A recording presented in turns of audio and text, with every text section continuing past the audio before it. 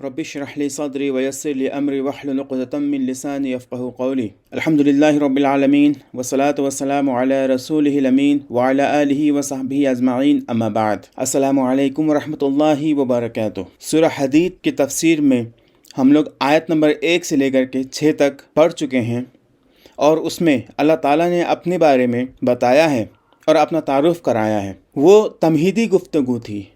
یعنی کہ اصل بات شروع کرنے سے پہلے اللہ رب العزت نے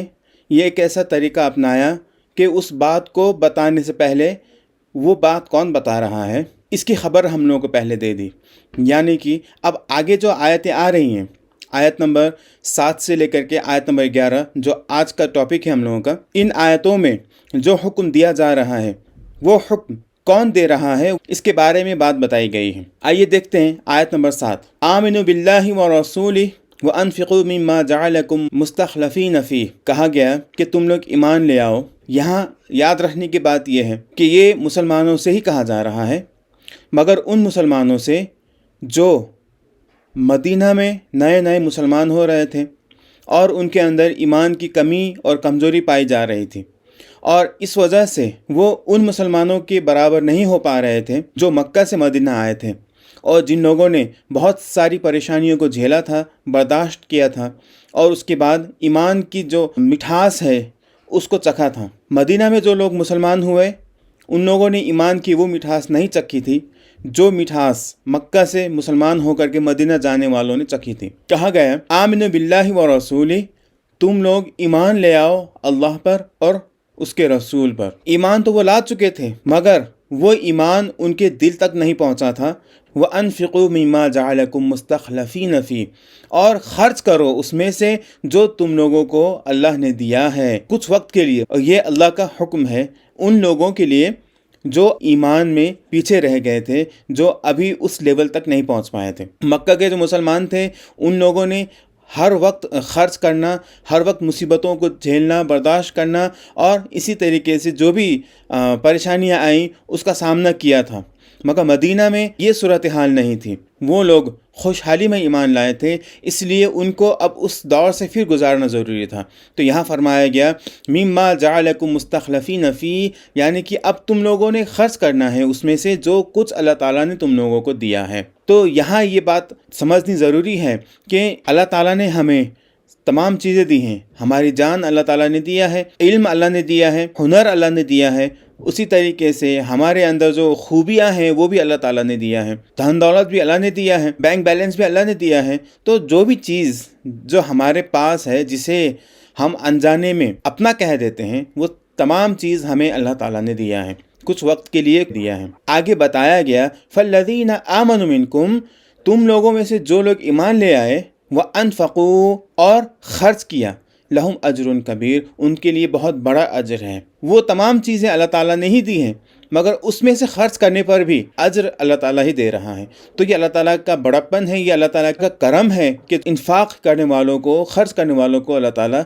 نواز رہا ہے۔ اس کے بعد فرمایا گیا وَمَا لَكُمْ لَا تُؤْمِنُونَ بِاللَّهِ، اب یہاں جھجوڑا جا رہا ہے، ان کو آگاہ کیا جا رہا ہے، ان کو بچنے کے لیے کہا جا رہا ہے، کیونکہ جو حکم اللہ کی طرف سے یہاں آ چکا ہے اب وہ سیریسلی اس کو فالو کرنا ضروری ہے۔ وَمَا لَكُمْ لَا تُؤْمِنُونَ بِاللَّهِ، تم لوگوں کو کیا ہو گیا ہے کہ تم لوگ اللہ کے اوپر ایمان نہیں لاتے ہو۔ وَالرَّسُولُ يَدْعُوكُمْ لِتُؤْمِنُوا بِرَبِّكُمْ، حال یہ ہے کہ رسول، حالانکہ رسول تم لوگوں کے درمیان ہے اور تم لوگوں سے کہہ رہے ہیں کہ تم لوگ اپنے رب کے اوپر ایمان لے آؤ، یعنی کہ تم لوگ اپنے رب کے اوپر جیسا ایمان لانے کا حق ہے ویسا ایمان لے آؤ۔ وَقَدْ أَخَذَ مِيثَاقَكُمْ، کہا گیا کہ تم لوگوں سے تو پہلے ہی وعدہ لیا جا چکا ہے، تم لوگوں سے پہلے ہی وعدہ لیا جا چکا ہے۔ اس کا مطلب یہ ہے کہ جب مسلمان ہوئے تھے تو اس وقت اللہ کے رسول علیہ الصلوۃ والسلام کے ہاتھ پہ بیعت تو کی تھی، ان لوگوں نے اس بات کا اقرار کیا تھا کہ وہ اللہ تعالیٰ کو مانیں گے، اللہ تعالیٰ کی حکموں کو مانیں گے، اس مطابق اپنی زندگی کو گزاریں گے، مگر وہ چیز زبان تک رہ گئی اور دل تک نہ اتر سکی۔ اس لیے اللہ تعالیٰ نے پھر دوبارہ یہاں اپنے رسول کے ذریعے سے بھی اور آیات کو دہرا کر کے پھر بتایا کہ اپنے رب کے اوپر ایمان لے آؤ۔ ان کنتم مؤمنین، تم لوگوں کو چاہیے کہ تم لوگ اپنے رب کے اوپر پھر سے ایمان لے آؤ، مضبوطی کے ساتھ ایمان لے آؤ، دل کی گہرائیوں کے ساتھ ایمان لے آؤ، اگر تم لوگ واقعی میں مومن ہو۔ اگر تم لوگ خود کو مومن بنانا چاہتے ہو تو تم لوگوں کو چاہیے کہ تم لوگ اپنے رب کے اوپر ایمان لے آؤ۔ هو الذی ينزل علی عبدہ آیات بینات، اب آگے فرمایا جا رہا ہے وہی ہے جو اپنے بندے کے اوپر واضح آیات کو نازل فرما رہا ہے۔ اس کا مقصد کیا ہے؟ اس کا مقصد یہ ہے لیخرجکم من الظلمات الی النور، تاکہ وہ تم لوگوں کو اندھیروں سے نکال کر کے اجالے کی طرف لے کر جائے، یعنی کہ گمراہیوں سے نکال کر کے تم لوگوں کو اجالے کی طرف لے کر کے جائے۔ اس لیے اللہ تعالیٰ اللہ کے رسول علیہ الصلوۃ والسلام کے اوپر قرآن کو نازل فرما رہا ہے۔ یہاں واضح آیات کا مطلب ہے قرآن۔ اللہ تعالیٰ نے قرآن کے اندر اپنے احکامات اور اپنی طرف سے ہدایات رکھ دی ہے، اور ان ہدایات کو اللہ تعالیٰ اپنے رسول کے اوپر اتار رہا ہے تاکہ لوگ اس کو مان سکیں، اس کو فالو کر سکیں اور اس کے مطابق عمل کر کے اپنے ایمان کے لیول کو بڑھا سکیں۔ وَإِنَّ اللَّهَ بِكُمْ لَرَؤُوفٌ رَحِيمٌ۔ اب یہاں وجہ یہ بتائی اللہ تعالیٰ نے قرآن کو کیوں نازل فرمایا، اللہ تعالیٰ نے قرآن میں ہدایت کیوں رکھی، اللہ تعالیٰ نے اپنے رسول کے ذریعے سے ہدایت کو کیوں ہم تک پہنچایا، کیونکہ اللہ تعالیٰ نرمی کرنا پسند کرتا ہے اور اللہ تعالیٰ رحم کرنا پسند کرتا ہے۔ اس لیے اللہ تعالیٰ نے اس طریقے سے اپنے رسول کے ذریعے سے قرآن ہم تک پہنچایا، ہدایت ہم تک پہنچایا، تاکہ ہم اپنے ایمان کے لیول کو اس لیول تک لے کے جا سکیں جس لیول میں اللہ تعالیٰ ہمارے ایمان کو دیکھنا چاہتا ہے۔ اب دوسری مرتبہ اللہ تعالیٰ جھنجھوڑ رہا ہے اور آگاہ کر رہا ہے، اس کمی کی طرف اشارہ کر رہا ہے جو کمی اس وقت کمزور ایمان والے مسلمانوں کے اندر تھی۔ اللہ تعالیٰ نے فرمایا وَمَا لَكُمْ أَلَّا تُنْفِقُوا فِي سَبِيلِ اللَّهِ، تم لوگوں کو کیا ہو گیا ہے کہ تم لوگ اللہ کی راہ میں خرچ نہیں کرتے ہو، یعنی کہ تم لوگوں کو پتہ ہے کہ اسلام کو تم لوگوں کی کتنی ضرورت ہے، اسلام کو تم لوگوں کی مدد کی کتنی ضرورت ہے، تم لوگوں کی طرف سے جو بھی خرچ ہوگا، جو بھی یوگدان ہوگا، اس یوگدان کی ضرورت اسلام کو کتنی ہے تم لوگ جانتے ہو، تو جانتے ہوئے بھی، اس کو مانتے ہوئے بھی تم لوگ خرچ کیوں نہیں کر رہے؟ کیوں اسلام کی ضرورت کے مطابق تم لوگ خرچ نہیں کر رہے؟ کیوں تم لوگوں نے اپنے آپ کو ان چیزوں کا مالک بنا رکھا ہے جن چیزوں کو اللہ تعالیٰ نے تم لوگوں کو دیا ہے، اور جن چیزوں کو اللہ تعالیٰ نے تم لوگوں کو کچھ وقت کے استعمال کے لیے دیا ہے، اور اللہ تعالیٰ کا کہنا بھی یہی ہے کہ تم لوگ خرچ بھی اسی میں سے کرو، مگر پھر بھی تم لوگ کنجوسی کر رہے ہو، اس چیز میں کمی کر رہے ہو جس چیز کی ضرورت اسلام کو ابھی ہے اور تم لوگ نہیں دے رہے۔ تو یہ آگاہ کیا جا رہا اللہ کی طرف سے، کہیں ایسا نہ ہو کہ بڑی پکڑ ہو جائے، اس لیے اللہ تعالیٰ یہاں آگاہ کر دے رہا ہے اور لوگوں کو بتا دے رہا ہے کہ ان کی ذمہ داری کیا ہے۔ وَلِلَّهِ مِيرَاثُ السَّمَاوَاتِ وَالْأَرْضِ، اللہ تعالیٰ ہی کے پاس آنے والی ہیں وہ تمام چیزیں جو آسمانوں میں ہیں اور زمین میں ہیں۔ ابھی کچھ وقت کے لیے لوگ استعمال کر رہے ہیں، ابھی کچھ وقت کے لیے اللہ تعالیٰ کی جو مخلوق ہے وہ ان چیزوں کو استعمال کر رہی ہے، مگر بعد میں جب تمام مخلوقات ختم ہو جائیں گی، جب ان کا وقت آ جائے گا، تب وہ چیزیں کن کے پاس لوٹ کے جائیں گی؟ اللہ کے پاس، یقینی بات ہے۔ اسی لیے اللہ تعالیٰ نے یہ بتا دیا کہ وہ تمام چیزیں میری ہیں، ان تمام چیزوں پہ میرا حق ہے، تم لوگوں کو کچھ وقت کے لیے دیا گیا ہے، تم لوگوں کو چاہیے کہ تم لوگ وہی کرو جو میں کہتا ہوں۔ لا يستوي منکم من انفق من قبل الفتح وقاتل، اب اللہ کا جو مقصد ہے اس مقصد کو اللہ تعالیٰ کھول کر کے اب بیان کر رہا ہے۔ اب اللہ تعالیٰ کا یہ کہنا ہے، اب اللہ تعالیٰ کمپیئر کر کے بتا رہا ہے وہ مسلمان جو مکہ سے آئے تھے اور مدینہ میں وہ مسلمان جنہوں نے اسلام کو سہارا دیا تھا اس وقت جب سہارے کی ضرورت تھی اسلام کو، تو ان مسلمانوں کے بارے میں اب آگے بات بتائی جا رہی ہے، اور ایک بتایا جا رہا ہے کہ ان لوگوں نے فتح مکہ سے پہلے وہ تمام مسلمان جن لوگوں نے اسلام کی خاطر خرچ کیا، قربانیاں دیں، اپنی جان اور مال سے قربانیاں دیں، ان مسلمانوں کی یہ قربانی برابر نہیں ہو سکتی ان لوگوں کے جن لوگوں نے فتح مکہ کے بعد ایسا کیا۔ کہا گیا کہ لا یستوی منکم،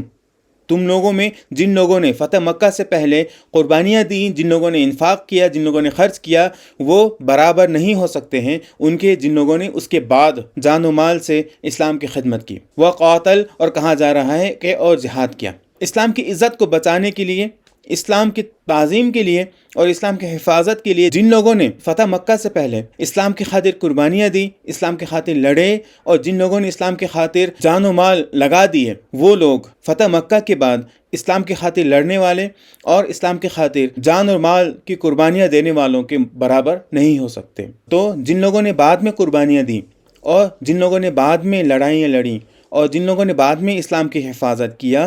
ان کے مقابلے میں فتح مکہ سے پہلے جان و مال کی قربانیاں دینے والے اور لڑائیاں لڑنے والوں کا اجر ان سے کئی گنا زیادہ ہے۔ وَكُلًّا وَعَدَ اللَّهِ الْحُسْنَى،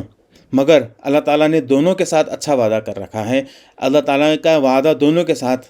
بہتری کا ہے، چاہے وہ فتح مکہ سے پہلے قربانیاں دینے والے ہوں، جہاد کرنے والے ہوں، یا فتح مکہ کے بعد جان و مال کی قربانیاں دینے والے اور جہاد کرنے والے ہوں، تمام کے لیے اللہ تعالیٰ اچھے اجر کا وعدہ کیا ہے۔ مگر جن لوگوں نے پہلے قربانیاں دیں، جن لوگوں نے پہلے جہاد کیا، ان لوگوں کے لیے اللہ تعالیٰ نے زیادہ کا وعدہ کیا ہے، اور وہ واقعی میں اس کے حقدار ہیں بھی۔ واللہ بما تعملون خبیر، اللہ تعالیٰ تمہارے اعمال کو جانتا ہے، تم لوگ کیا کرتے ہو، کس طرح کرتے ہو، اللہ تعالیٰ ان اعمال کو جانتا ہے۔ اس کے بعد فرمایا گیا کہ من ذا الذی یقرض اللہ قرضا حسنا، اوپر یہ بات بتائی گئی تھی کہ تمام چیزوں کا مالک اللہ تعالیٰ ہے،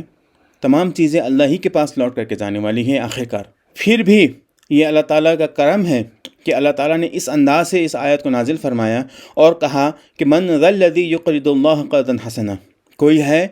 جو اللہ تعالیٰ کو قرض حسنہ دے، یعنی کہ کوئی ہے جو اللہ تعالیٰ کو بہترین قرض دے، عمدہ قرض دے۔ جب یہ آیت نازل ہوئی تو ایک صحابی نے اللہ کے رسول علیہ الصلوۃ والسلام سے پوچھا کہ اے اللہ کے رسول، کیا واقعی میں اللہ تعالیٰ نے قرض کے لیے کہا ہے؟ تو اللہ کے رسول علیہ الصلوۃ والسلام نے فرمایا ہاں، یہ اللہ تعالیٰ نے قرض کے لیے ہی کہا ہے۔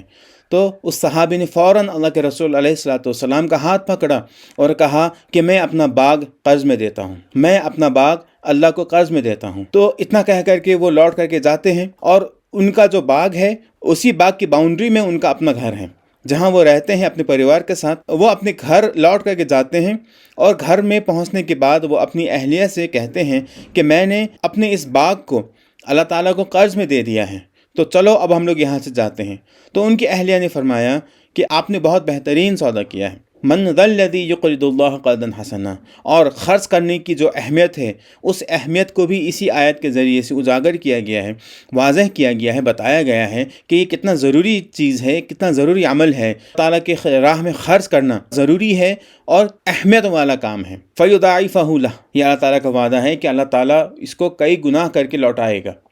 اور اس کا اجر دے گا اللہ تعالیٰ انشاءاللہ۔ تو یہ اللہ تعالیٰ کا وعدہ ہے، خود اسی نے دیا ہے، اور اسی کے دیے ہوئے سامان سے ہم لوگ کو خرچ کرنا ہے، اور خرچ کرنے کے بعد وہی پھر اس کا بدلہ بھی دے گا اور کئی گناہ بڑھا کر کے دے گا۔ تو یہ اللہ تعالیٰ کا کرم نہیں ہے تو کیا ہے؟ یہ اللہ تعالیٰ کی نرمیت نہیں ہے تو کیا ہے؟ یہ اللہ تعالیٰ کی رحمت نہیں ہے تو کیا ہے کہ جو اللہ تعالیٰ خود دیتا ہے اور خود اسی میں سے قرض بھی مانگ رہا ہے، اور قرض دینے کے بدلے میں اللہ تعالیٰ خود اپنی طرف سے اس کا کئی گناہ کر کے لوٹا بھی رہا ہے۔ اور کئی گناہ کر کے لوٹانے کا مقصد یہ بھی ہے کہ اللہ تعالیٰ یہ بتا دینا چاہ رہا ہے کہ اللہ تعالیٰ ہمارے خرچ کا محتاج نہیں ہے۔ اگر اللہ چاہے تو ان تمام چیزوں کو خود پورا کر سکتا ہے، مگر چونکہ وہ ہماری ذمہ داری کے طور پر اللہ تعالیٰ نے رکھا ہے، اس لیے اللہ تعالیٰ کی طرف سے یہ حکم ہے کہ ہم لوگ خرچ کریں، اور خرچ کرنے کے لیے آمادہ کرنے کے لیے اللہ تعالیٰ نے اس انداز سے آیت کو نازل فرمایا اور اس کو قرض حسنہ کا نام دے دیا، تاکہ لوگ قرض دینے کے لیے آگے بڑھیں، کیونکہ اس کے بدلے میں کئی گنا زیادہ ملنے والا ہے۔ وَلَهُ أَجْرٌ کریم، اور اس کے ساتھ ساتھ اللہ تعالیٰ کی طرف سے بہترین اجر بھی ہے، عزت دار اجر بھی ہے، ایسا اجر بھی ہے، ایسا بدلہ بھی ہے جس کو لینے کے بعد اس بدلے کو لینے والا انسان عزت دار ہو جائے گا، سبھی کی نظر میں، فرشتوں کی نظر میں، مومنوں کی نظر میں، اور اللہ کے تمام بندوں کی نظر میں، تمام مخلوقات کی نظر میں وہ عزت دار انسان ہوگا، عزت دار مومن ہوگا، عزت دار اللہ کا بندہ ہوگا۔ اس لیے یہ اللہ تعالیٰ کی طرف سے وعدہ ہے کہ اللہ تعالیٰ ہم لوگوں سے خرچ کروا رہا ہے، اور ساتھ میں اس کے بدلے میں کئی گنا زیادہ ہم لوگوں کو دے بھی رہا ہے، اور دینے کا وعدہ بھی ہے۔ تو آج کے لیے اتنا ہی، انشاءاللہ آئندہ پھر ہم لوگ اس سے آگے کی آیتوں کو پڑھیں گے انشاءاللہ۔ وآخر دعوانا ان الحمدللہ رب العالمین۔ السلام علیکم ورحمۃ اللہ وبرکاتہ۔